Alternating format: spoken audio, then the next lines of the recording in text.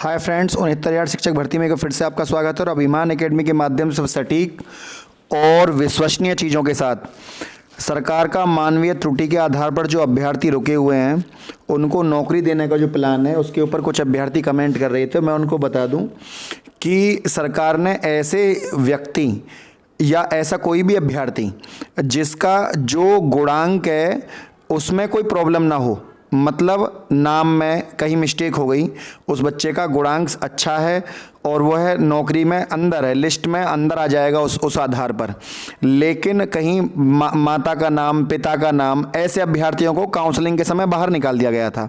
तो उन अभ्यर्थियों को नौकरी देने का सरकार ने प्लान बनाया है। इसमें क्या फ़ायदा है उन अभ्यर्थियों को? उनको ये फ़ायदा है, देखिए नौकरी किसी को मिलती है तो मुझे लगता नहीं है किसी अभ्यर्थी को आपत्ति होनी चाहिए, लेकिन क्योंकि सरकार ने जियो में साफ साफ मना कर दिया था। देखिए समझिए बात को जरा, जियो में सरकार ने ये कहा था कि हम किसी भी संशोधन को मान्य नहीं करेंगे। अब कुछ अभ्यर्थी कोर्ट चले गए तो मान्य कोर्ट का जो निर्णय है उसके लिए सरकार मान्य है, सरकार बाध्य है कोर्ट के, क्योंकि कोर्ट की अवमानना है वो कोर्ट का।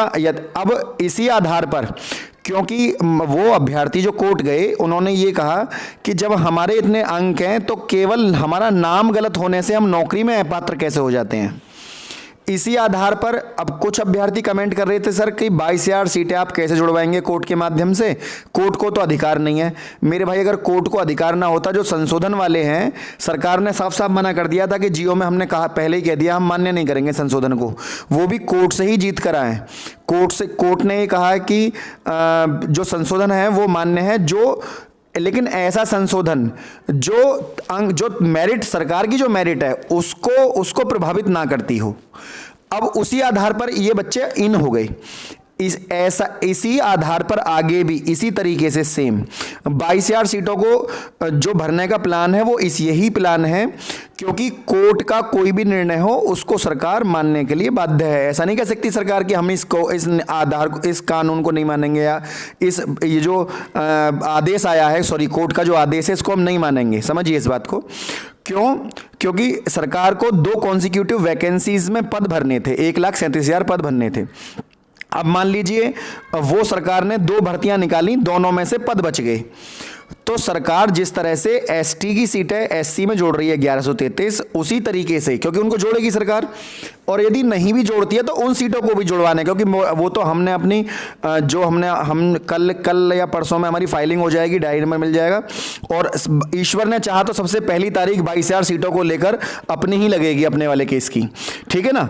अच्छा, हम सारे काम पूर्ण हो चुके हैं, अब कोई काम पेंडिंग नहीं है हमारा, केवल इंतजार है कि कल या परसों, ये पहले कहना हो, काम तो कल ही होना है लेकिन परसों में इसलिए लेकर चल रहा हूं। कई बार अभ्यर्थी कमेंट करके पूछने लगते हैं, सर आपने तो कल कहा था।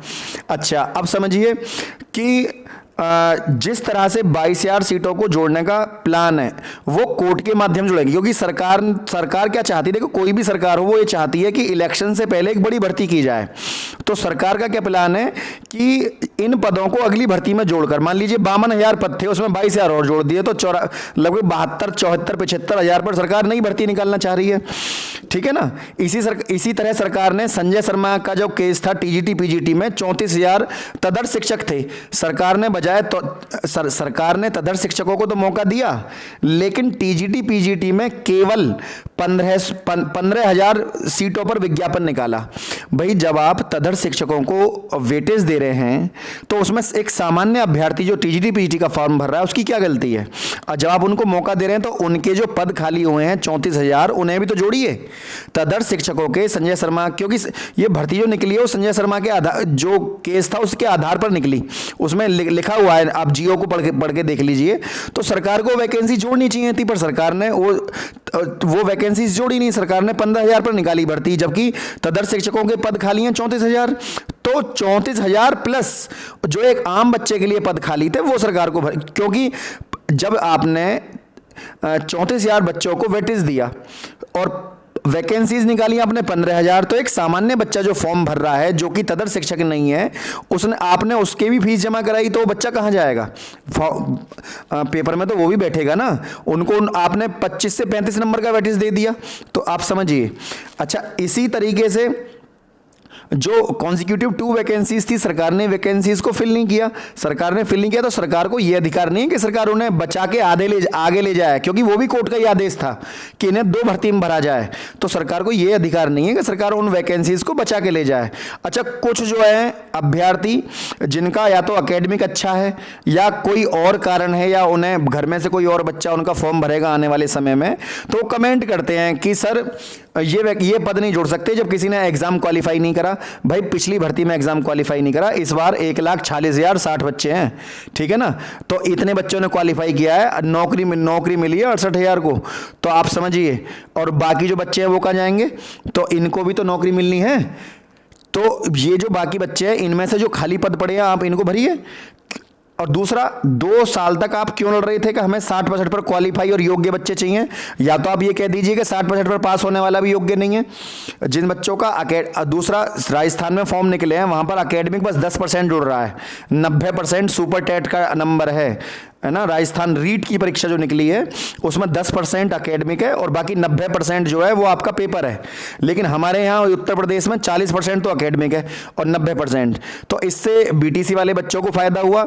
बीएड वाले बच्चे जो पिछले 15 साल पहले 10वीं 12वीं करके बैठे हैं वो तो अपने आप को ठगा हुआ महसूस कर रहे हैं। क्यों? क्योंकि 110, 115, 116 नंबर लाकर भी उनका मेरिट लिस्ट में नंबर नहीं है, क्योंकि पहले ग्रेडिंग सिस्टम इस तरह से नहीं होता था, ठीक है ना। तो ये नई देखिए, माननीय न्यायालय में जाने के पीछे बहुत सारे कारण हैं। ऐसा ही नहीं है कि कोई अब वैसे ही न्यायालय का दरवाजा खटखटाएगा।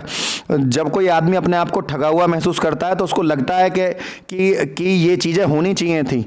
अब अभ्यर्थी जो लखनऊ में धरना दे रहे हैं, कल भी धरना है 18 तारीख में भी, तो ये अभ्यर्थी मूर्ख नहीं है, वो अपनी बात को रख रहे हैं। अगर नौकरी मिल जाती तो बच्चा वहाँ ठंड में क्यों पड़ा होता, है ना। उसको कुछ ना कुछ तो कारण है ना कहीं तो उसको या तो उसकी एज निकल जाएगी। बहुत सारे रीज़न होते हैं, बहुत सारे दिव्यांग बच्चे हैं।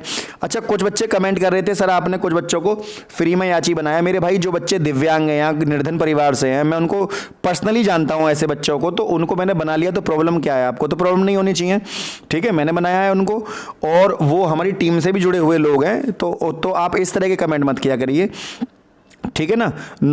जो आगे ईश्वर ने चाहा तो जीत जब मिलेगी तो ये सब जीत सभी की होगी, ना कि सिंगल अब केवल हमारी होगी। बाकी हर घर में जिसमें भी नौकरी जाएगी उस हर घर से आशीर्वाद मिलेगा। ये बहुत बड़ी बात है, सोच बड़ी रखिएगा। जो अभ्यर्थी अभी भी जुड़ना चाहते हैं, नीचे उपरोक्त नंबर पर अपना सुपर टेट का रिजल्ट, अपना आवेदन फॉर्म और अपना आधार कार्ड की दोनों साइड और जो हम डिटेल्स भेजेंगे वो सेंड कर सकते हैं। बस आज के लिए इतना ही। जय हिंद, जय भारत।